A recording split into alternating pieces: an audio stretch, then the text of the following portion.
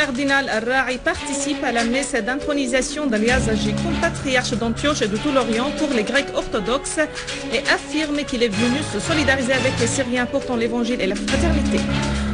La Russie affirme que Washington, qui dément l'armement de l'opposition syrienne, assume la responsabilité de ce qui se passe en Syrie. Le président Ahmadinejad, au 34e anniversaire de la révolution islamique, nul n'imposera sa volonté au peuple iranien.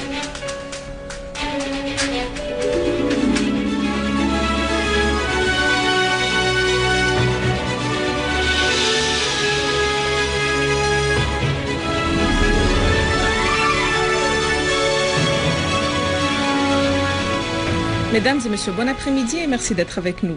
Le patriarche Jean Yazdaji a été intronisé officiellement aujourd'hui comme patriarche d'Antioche et de tout l'Orient pour les Grecs orthodoxes, et ce, dans une cérémonie solennelle organisée dans l'église de la Croix Sacrée à Damas. Dans une allocution de circonstance, le patriarche Yazdaji a exprimé sa conviction que la Syrie, gouvernement et peuple, trouvera le salut via le dialogue et le règlement politique pacifique, dissipera le nuage de la violence et retournera à la paix et à la stabilité comme toujours.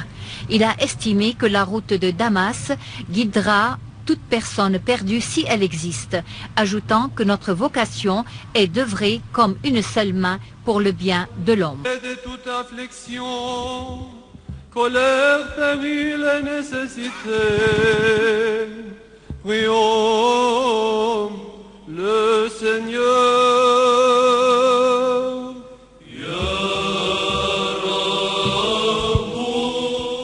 Pour sa part, le cardinal Marboutros Al-Ra'i, patriarche d'Antioche et de tout l'Orient des Maronites, a souligné qu'il est venu pour se solidariser avec le peuple syrien qui souffre et pour dire à toutes les églises du monde et celles en Syrie que nous portons avec nous l'évangile de paix, de fraternité et de réconciliation et l'évangile de l'homme et de sa dignité. Il a affirmé que tout ce qu'on dit et on demande pour les soi-disant réformes, droits de l'homme et démocratie n'égalise pas une goutte du sang coulé d'un homme innocent. Pour sa part, le patriarche Grégorios III, patriarche d'Antioche et de tout l'Orient des Grecs catholiques, a indiqué que nous continuons à œuvrer pour une unité chrétienne islamique en Syrie et pour que la crise prenne fin en préservant la Syrie unifiée. À noter que le patriarche Yazdaji a été élu en décembre dernier comme patriarche d'Antioche et de tout l'Orient des Grecs orthodoxes, après le défunt patriarche Ignatios IV Hazim.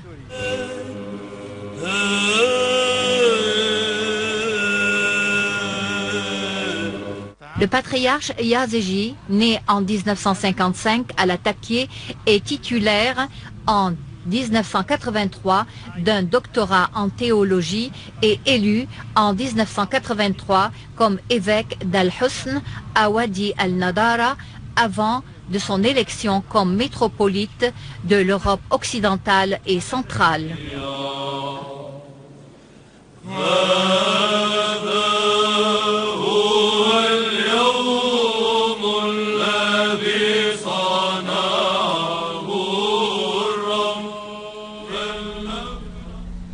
À Damas, des milliers de citoyens ont participé à une marche nocturne en chandelles dans le quartier de Bab Touma. Ils ont affirmé que la Syrie est la terre de la tolérance et de la fraternité pour tous ses fils.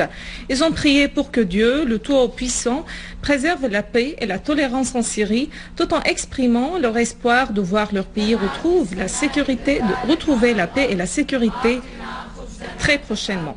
Le patriarche Grégoire III Laham, patriarche d'Antioche et de tout l'Orient pour les Grecs catholiques, a été à la tête de cette marche aux chandelles. Il a expliqué que sa participation à cette marche est dans l'intérêt de la chère Syrie et pour prier Dieu de guérir tous les blessés et d'accorder la foi et la patience à tous ceux qui ont perdu un cher au cours des récents événements regrettables.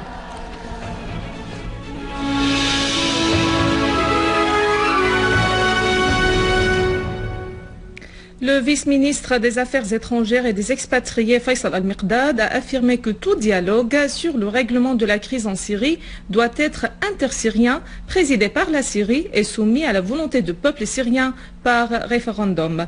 Dans une interview avec la chaîne Al-Mayadeen, Al-Miqdad a affirmé que toutes les parties sont appelées au dialogue national sans aucune condition, sauf la remise des armes. Selon Al-Miqdad, il n'y a ni de plan préalable ni de restriction au dialogue.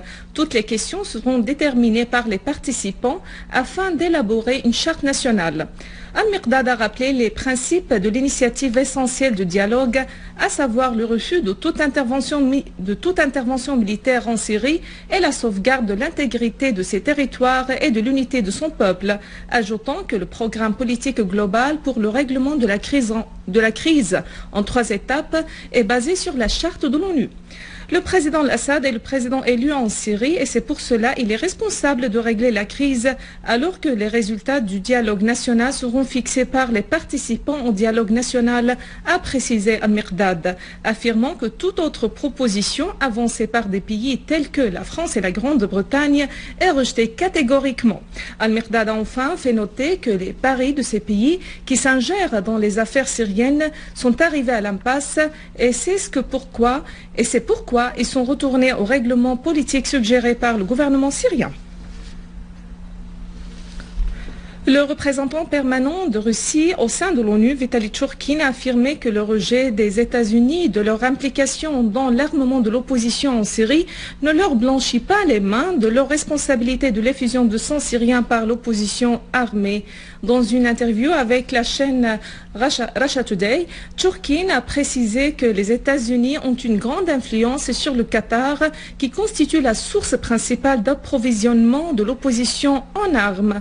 Churkin a ajouté que les États-Unis ont commencé à réaliser, avant leurs alliés occidentaux et régionaux, que les événements prennent un tournant dangereux, après avoir constaté que le scénario original de renverser la direction syrienne dans 2 mois est irréel et loin de la véritable situation dans le pays.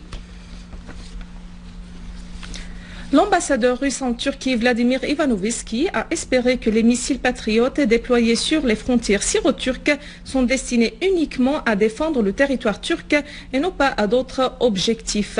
Ivanovski a fait allusion à de divers scénarios véhiculés par les médias sur les possibilités de l'usage des missiles patriotes.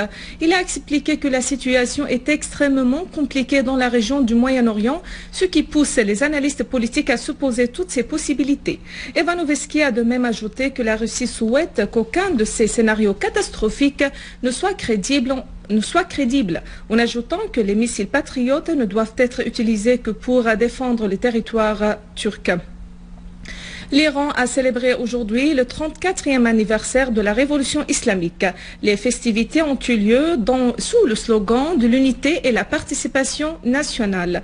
Des marches rassemblant des millions d'Iraniens ont eu lieu à Téhéran et dans tout le pays pour marquer l'attachement du peuple au principe de la révolution et ses objectifs se renouvelant en permanence. Un communiqué du comité des médias islamiques a appelé le peuple à prouver par sa participation son attachement à sa révolution et a adressé un message fort à tous les ennemis du peuple iranien et à toutes les superpuissances dominatrices dans le monde. Le président iranien Mahmoud Ahmadinejad avait adressé hier à la nation un message précisant que la révolution islamique est au service de l'humanité tout entière et ne se considère pas exclusive au peuple iranien. L'Iran ne cherche pas à dominer le monde, car sa révolution a prouvé qu'elle constitue un changement humain profond qui a eu des échos à travers de nombreux pays dans le monde. Avant de clore ce journal, un rappel des principaux titres. Le cardinal Al-Ra'i a affirmé qu'il est venu se solidariser avec les Syriens portant l'évangile et la fraternité. La Russie affirme que Washington, qui dément l'armement de l'opposition syrienne, assume la responsabilité de ce qui se passe en Syrie.